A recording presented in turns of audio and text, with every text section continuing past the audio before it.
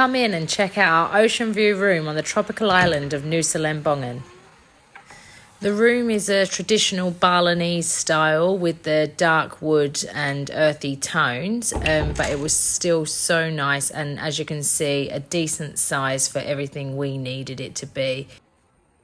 The bed also had this extra comforter on the top, which is perfect if you have aircon wars like we do. The room did lack power points, which was one negative that I can think of.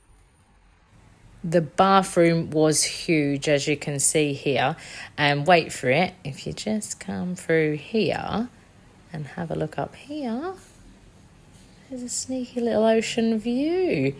Not for the shorties like me, but Ben was alright. This little window also had no glass, just a mosquito net, so you could enjoy the sound of the waves while you had a shower. Okay, now for the best bit. Let's check out the view.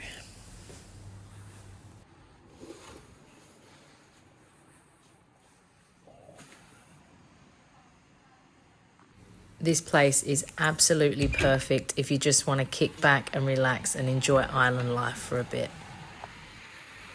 I'll put some more info in the description below, but I think it speaks for itself.